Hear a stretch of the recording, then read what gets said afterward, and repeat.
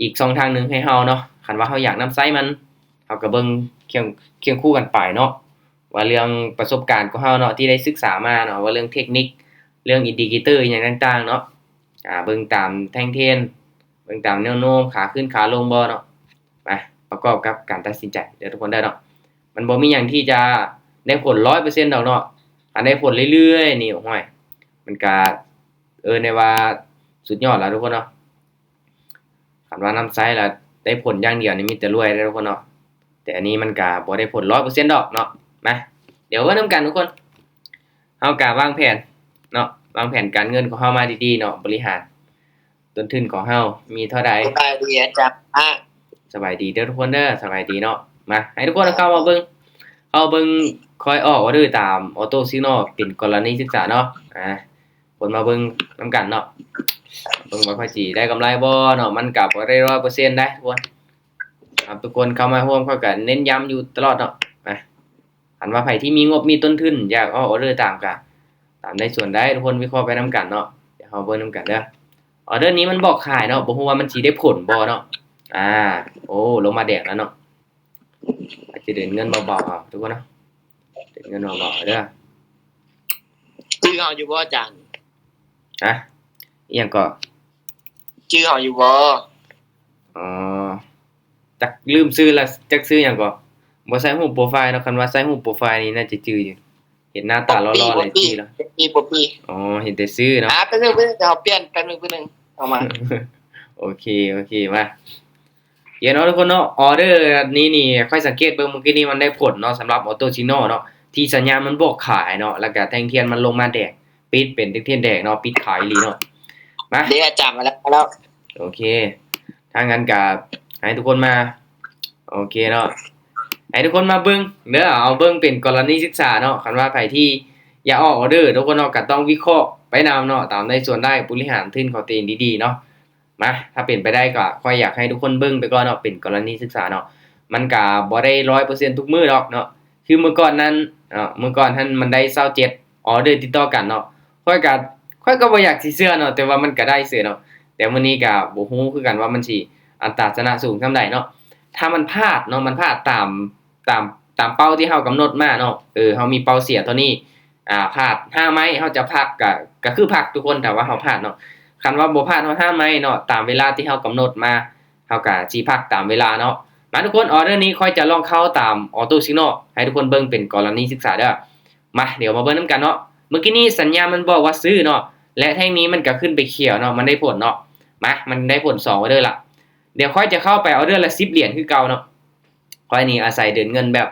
ออเดอร์เล็กๆนี่ไปน้อยเนาะมาออเดอร์นี้สัญญาณมันบอกขายเนาะเดี๋ยวค่อยเข้าขายเบิ่งก่อนเนาะรีเฟรช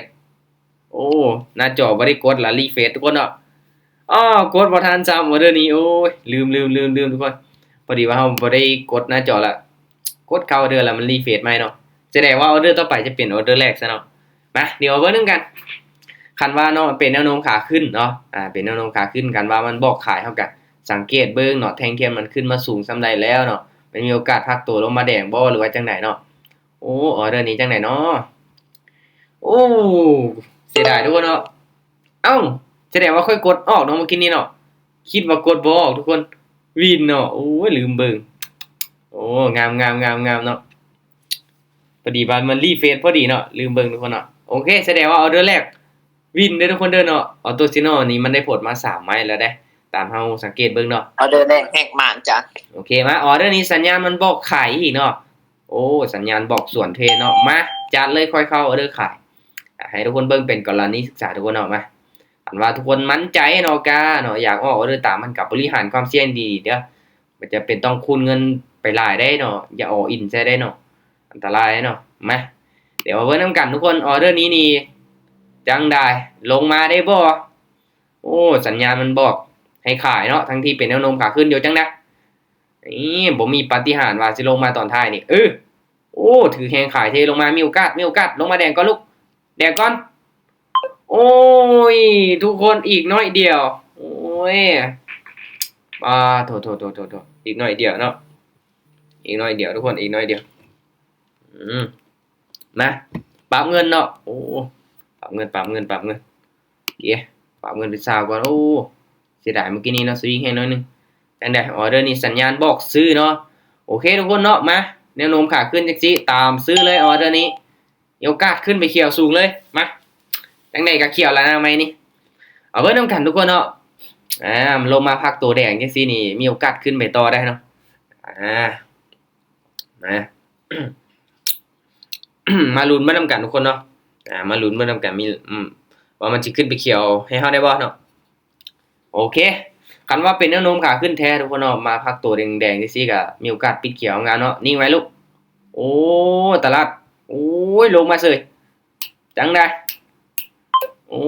ทุกคนออโต้ซิกนอลพลาดไป2ออเดอร์แล้วแท่งเทียนบ่ค่อยงามปานใดเนาะเป็นแท่งเทียนน้อยจังซี่ลงมาเก็บเอาไส้มาเนาะโอเคมาเดี๋ยวเฮามาลุ้นมานํกันทุกคนเนาะว่ามันสิเป็นจังไดเนาะออโต้ซิกนอลบ่ว่าสิพลาดตามแผนเนาะมามั่นใจไว้ก่อนทุกคนเนาะออเดอร์นี้คูณเงินละออเดอร์นี้มันบ่ขายเนาะ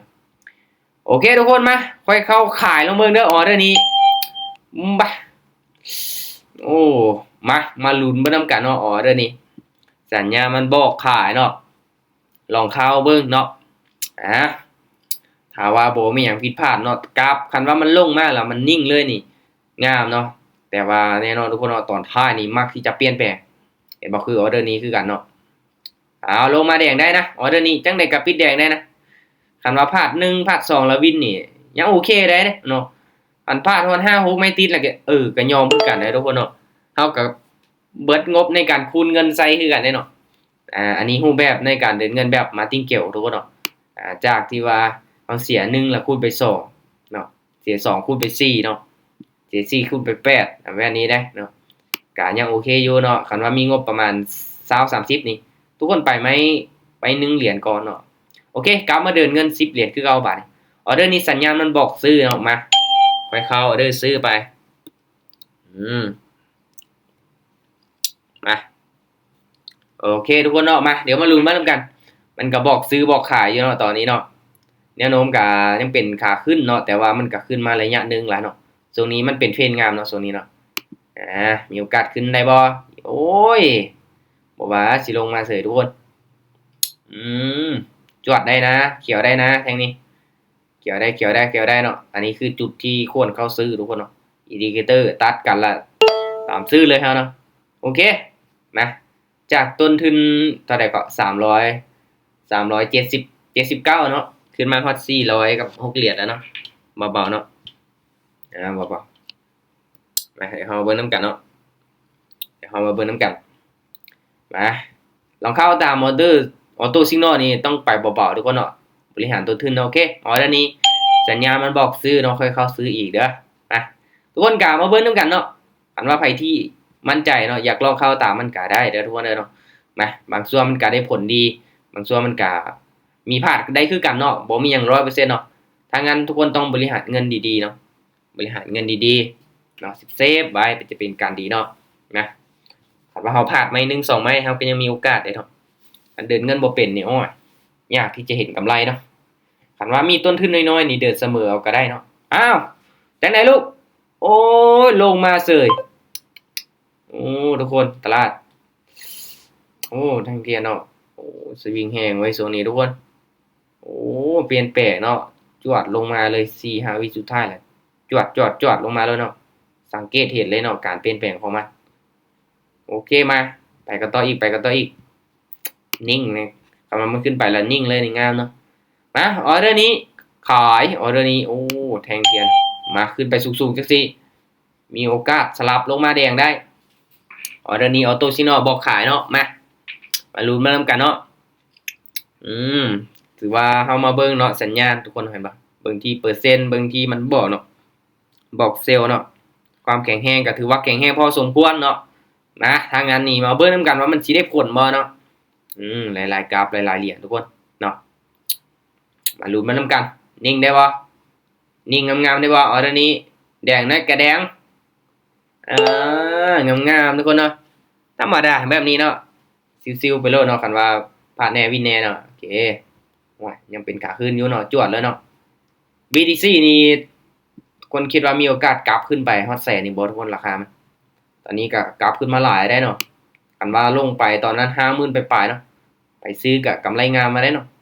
โอเคออเดอร์นี้มันบอกขายอีกเนาะมาค่อยขายเนาะค่อยขาย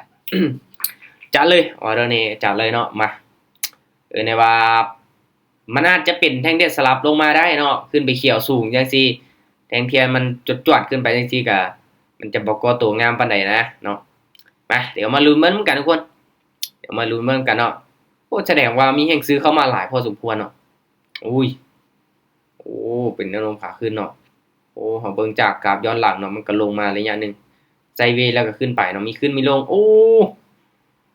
จวดเลยแทงนี้โอ้ทุกคนเนาะเป็นแนวโน้มขาขึ้นอยู่เนาะออโต้ซิกนอลเลยบอกให้เฮาสวนแล้วมันโอเคมาลุ้นเบิ่นำกันเนาะออโต้ซิกนอลสายสวนมาปรับเงินพลาดแน่วินแน่ก็โอเคอยู่ได้โอเคมาออเดอร์นี้จังได๋สัญญาณบอกตรงบ่โอ้บอกขายเนาะมาถ้างานลองตามขายเลยออเดอร์นี้ขึ้นไปสูงก็มีโอกาสลงมาว่าซั่นมาเดี๋ยวมาลุ้นนำกันทุกคนเดี๋ยวมาลุ้นนำกันเนาะออเดอร์นี้จะถือแข้งขายเนาะเทลงมาเนาะพักตัวลงมาได้งามๆบ่อย่าวินจะออเดอร์แล้วจานโอ้ออกไปหลายออเดอร์แล้วได้ทุกคนเนาะวินแน่พลาดแน่เนาะช่วงนี้โอ้จังได๋ลูกโอ้กับ BTC เด้อลงมาแดงลูกลงมาแดงน้อยกระแดงปึ๊บโอเคสวยเนาะโอ้ถือว่าเฮาก็ออกไปหลายออเดอร์ได้ทุกคนเนาะสำหรับทีมงานที่เขาเอามาเนาะนี่ตั้งแต่นี้เนาะปึ๊บออกไปเนาะโอเคประมาณ8ออเดอร์เนาะ8ออเดอร์พาส4วินซีก็บ่เป็นหยังพาส4วินซีเนาะมาออเดอร์นี้เอาเงินไปต่อเพราะว่าเฮาเดินเงินแบบนี้นี่มีกำไรอยู่ได้เนาะมีกำไรอยู่ได้โอเคออเดอร์นี้สัญญาณมันบอกซื้อเนาะมางับตามซื้ออีกอ่ะทุกคนเดี๋ยวมาเบิ่งนำกันเนาะเพราะว่าเฮากับเดินเงินเซฟๆมาจังซี่ทุกคนเนาะก็พลาดแน่วินแน่ก็โอเคอยู่เนาะคันอออินนี่ให้เรียบร้อยแล้วเนาะพลาดไม้นึงก็เจ็บเลยปอดโตลงมาแฮงเด้งามปอทุกคนออเดอร์นี้ออโต้ซิกโนไปคนละทางเลยบอกซื้อลงมาแดงโคตรยาวเลยออเดอร์นี้โอ้ปอโตโอ้จะขึ้นเลยจวดทำไมจวดทำไมนะน้องบ่ไล่ออกนำโอ้ดีแล้วทุกคนเนาะออเดอร์ที่บ่วินนี่ทุกคนบ่ออกนำนี่สุดยอดแล้วป่ะถือว่าออโต้ซิกโนโอเคพลาดวินเนาะตอนนี้เนาะมาขอเพียงแต่พลาดวินจนกว่าฮอดเวลาเฮาก็โอเคแล้วเนาะมีกำไรได้เนาะเพราะว่าค่อยเดินเงินแบบนี้เนาะ10แล้วก็20 10แล้วก็20เนาะคันว่าวินเฮาก็กำมาเดิน10พลาดแล้วก็คูณเป็น20เนาะออเดอร์นี้มันบอกขายเนาะมาขายสัญญาณบอกขายเนาะขายเมื่อกี้นี้มันคือบ่บอกขายปะเมื่อกี้นี้บอกซื้อเนาะเนี่ยเบิ่งเป็นตาลงแล้วบอกซื้อเป็นตาขึ้นแล้วบอกขายนี่บ่เอาได้ทุกคนเนาะมาเบิ่งนำกันเนาะออเดอร์นี้จวดลงมาได้บ่ยังขายเทลงมาได้บ่โอ้บอกหน่อย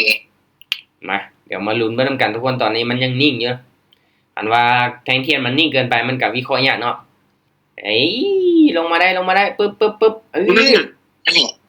สั่นล่ะบ่เนาะเหรียญทุกก็ซื้อโอเคเนาะมาถ้าว่ามันพลาดวินวันนี้ก็โอเคทุกคนเนาะมาเดินเงินให้เป็นเด้อทุกคนเด้อเนาะไปที่เดินเงินบ่เป็นแล้วแบบนี้จ้างให้ก็บ่มีกำไรดอกเนาะพลาดวินแบบนี้มาเบาๆเนาะถ้ามาทุกคนไป1จุดปลายบ่เนาะก็ยังโอเคเนาะโอเคออเดอร์นี้มันบอกขายอีกเนาะมาขายเด้อทุกคนเอาเงินเดโมออกมาฝึกเทรดก็ได้นะเป็นอย่างเนาะช่วงแรกๆเฮาควรที่จะฝึกเทรดเงินเดโมทุกคนหลายคนนี่ฝึกเทรดเงินเดโมล่ะเอามา 1,000 เลยเนาะอออินใส่เนาะไม้นี้เบิดแล้วก็รีเฟซมาใหม่นี่บ่ได้เด้อทุกคนต้องปรับเงินเดโมให้มันยังเหลือ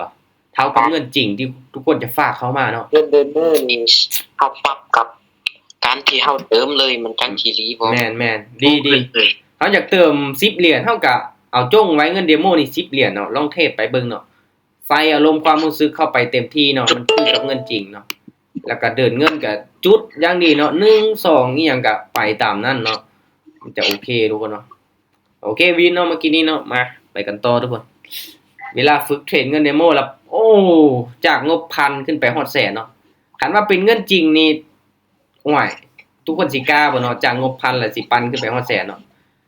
ยากๆอยู่ได้ทุกคนเนาะมาออเดอร์นี้มันบอกซื้อเนาะตามซื้อนะเนาะเฮาก็ต้องฝึกฝนโดยคล้ายๆครับตัวจริงเท่าไหร่เนาะ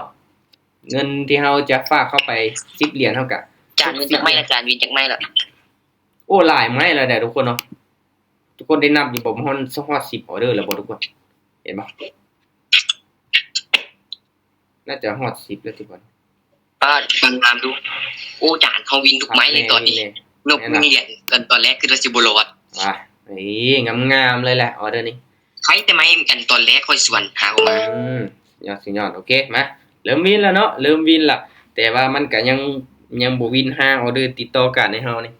สิได้เปิดกล่องของขวัญทุกคนมามันพลาดแน่วินแน่พลาดแน่วินแน่นี่แหละเนาะก็โอเคอยู่เนาะมากำไรได้ทุกคนเนาะกำไรมาหลายเติบไปได้เนาะกำไรมาหลายเติบละเบาๆเนาะไปออเดอร์ละ10เหรียญออเดอร์นี้สัญญามันบอกขายเด้อโอเคมาไปเข้าขายปิดไมค์เนี่ยทุกคนเนาะมีเสียงรบกวนนั่นปิดไมค์ก่อนเนาะเสียงสวดๆเมื่อกี้เนี่ยมาออเดอร์นี้มาเบิ่งน้ำกันทุกคนมาเบิ่งน้ำกันสัญญามันบอกขายเนาะทุกคนกะเบิ่งเนาะเริ่มมีอัตราทัศนะแล้วเนาะจริงค่อยมีกำไรก่อนเปิดมีตติ้งเนี่ยก็200ปลายเลยทุกคนเนาะเดี๋ยวมาเบิ่งกำไรเด้อนี่บ่แม่นเนาะโอ้เข้าใจผิด100ปลายทุกคน100ปลายแม่นแล้วเนาะไปพลาดไม้นึงเนาะ60เหรียญตัวนี้โอ้วินว่าสิเอาประมาณ200ปลายเนาะ200ปลายมาฮอดแล้วเนาะฮอดแล้วบ่โอ้200กับ7เหรียญเนาะโอเค มาโอเคไปกันต่อเด้อทุกคนเด้อเวลาเฮาก็22เนาะปรับประมาณ40เนาะโอเคยังพอมีเวลาอยู่เนาะไปอีกออเดอร์นี้เนาะตามซื้อมันวินมา4ไม้แล้วบ่ทุกคน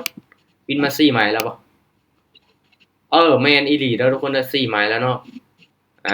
มีโอกาสเนาะมีโอกาสที่จะได้เปิดกล่องของขวัญชนะ5ออเดอร์ติดต่อกันเนาะมาเดี๋ยวมาลุ้นนำกันเนาะ อันเมื่อวานนี้กันว่ากำไรนะเมื่อวานนี้เนาะ กำไรเนาะกำไรวันนี้กำมีกำไรเสีย อ๋อ เอาจังได้ออเดอร์นี้ขึ้นได้บ่ปึ๊บลูกเขียวได้บ่เขียวตีบ่ได้ทุกคนเนาะเป็นแต่งเตือนสลับลงมาแดงเนาะบ่ได้5ไม่ติด3เนาะเมื่อวานนี้ก็ก่อนเปิดมีตติ้งก็พอติดลบไปเนาะ60เนาะแต่ว่าสุดท้ายกลับมาได้เนาะนะเบาๆทุกคนเนาะโอเคบ่ได้5ไม่ติด3ทุกคนเสียดายออเดอร์นี้มันบอกซื้อว่ะมาค่อยเข้าซื้อนะมีเสียงรบกวนนิดนึงทุกคนปิดไมค์ก่อนปุ๊บนะ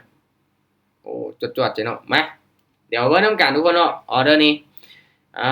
เมื่อกี้นี้ก็ได้ว่าเป็นจุดตัดลงพอดีเนาะมาออเดอร์นี้นี่ออโตซิโนบอกซื้อเนาะเอาเลยเข้าออเดอร์ซื้อไปคุณเงินตามมันเนาะมาเอาเบาดูเนาะเบาออเดอร์นี้สวยงามเนาะสวยงามค่อยมักที่จะนำใส่เครื่องมือนี่บอกทุกสอนเนาะ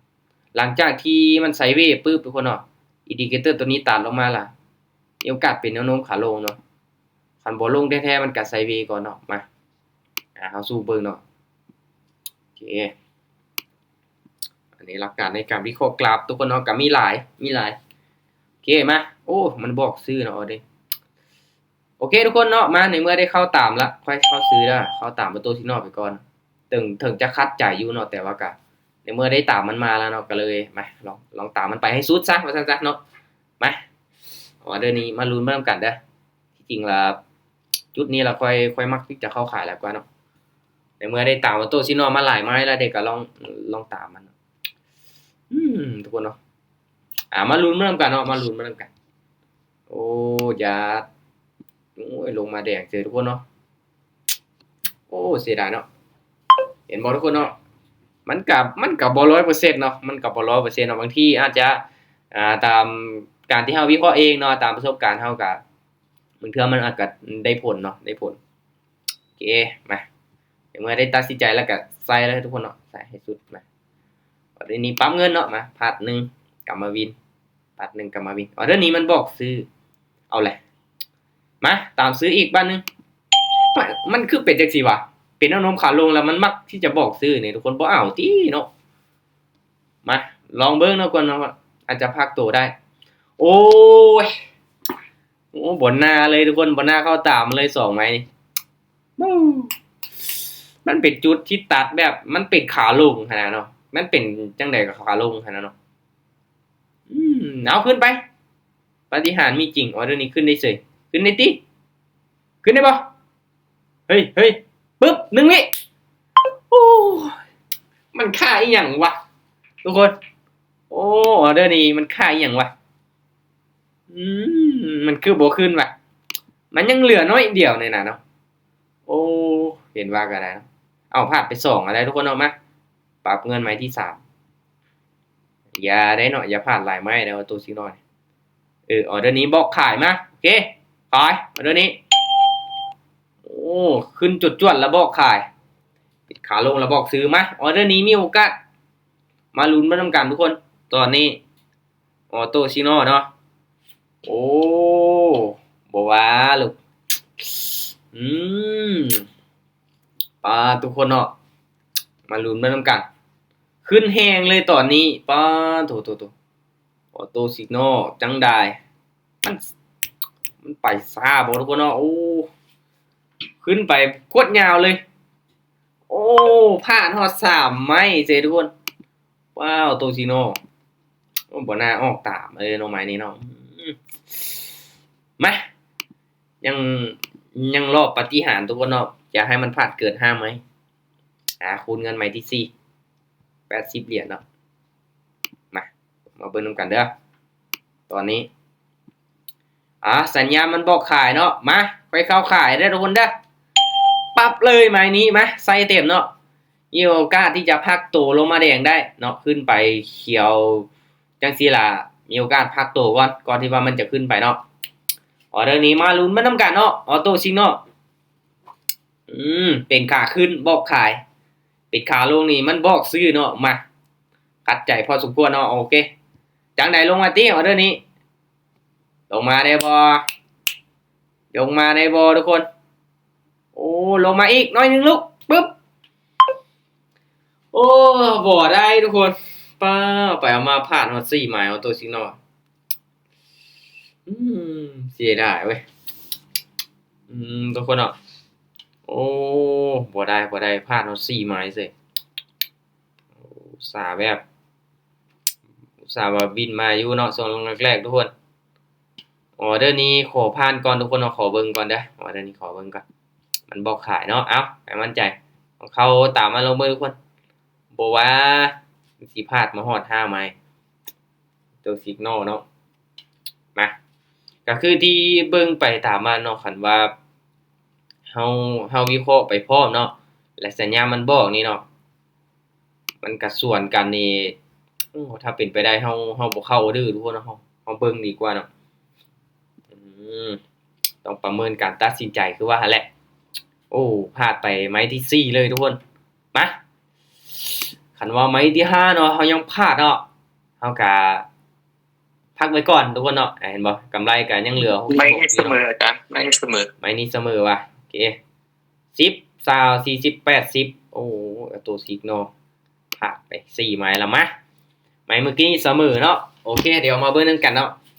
ประกอบกับการตัดสินใจของเราพร้อมออเดอร์นี้มันบอกขายเนาะมาใจเย็นๆออเดอร์นี้ค่อยยังบ่ทันได้ออกเด้อทุกคนเด้อเพราะว่ามันเป็นไม้สุดท้ายแล้วเป็นไม้ตัดสินของรอบนี้ล่ะเนาะยังเหลือ66เนาะกำไรเนาะ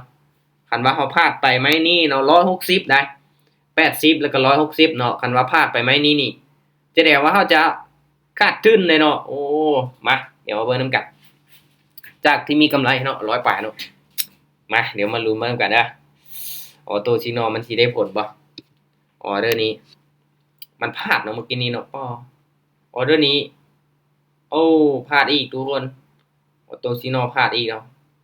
โอ้ช่วงแรกๆโอเคอยู่เนาะช่วงหลังๆนี่เริ่มบ่ใช่แล้วทุกคนเนาะก็จี้แหละทุกคนกันว่าเฮาเทรดหลายเกินไปเนาะ เฮากำหนดเวลาหึงเกินไปนี่ก็คือว่าเนาะกำหนดเวลาหึงเกินไปนี่ก็คือว่าเนาะอันตรายเนาะนะถ้างั้นก็เดี๋ยวเฮามาเบิ่งนํกันเด้อออเดอร์นี้ผ่านก่อนเนาะออเดอร์ต่อไปซะออเดอร์นี้ข้อยก็ยังบ่ไว้ใจเนาะยังบ่ไว้ใจว่ามันสิขึ้นเขียวอีกได้บ่อย่ามันลงมาสองเนาะอย่ามันลงมาสองแดงอยู่ตอนนี้แท่งเทียนแดงน้อยเกินไปเนาะมาคันว่าแท่งแดงตัวนี้ลงมายาวๆอีกน้อยนึงนี่มีโอกาสเนาะมีโอกาสสลับขึ้นไปเป็นเขียวได้มาลุ้นเบิ่งนํกันทุกอย่างอยู่บนพื้นฐานการวิเคราะห์ทุกคนเนาะบ่มีไผฮู้ล่วงหน้าเนาะมาเดี๋ยวเบิ่งนํกันเด้อเดี๋ยวเบิ่งนํกันโอเคนิ่งเลยตลาดบ่ค่อยโอเคแล้วทุกคนเนาะตลาดนิ่งเลยเนาะเอาบ่เข้าออเดอร์แล้วนิ่งเลยเนาะมาถ้างั้นมาเบิ่งนํกันทุกคนออเดอร์นี้ชัดเจนได้บ่ลูกต้องเอารอท่าออเดอร์มั่นใจได้เนาะคันออกไปมั่วซั่วนี่โอ้ยอันตรายทุกคนเนาะอันตรายเนาะมา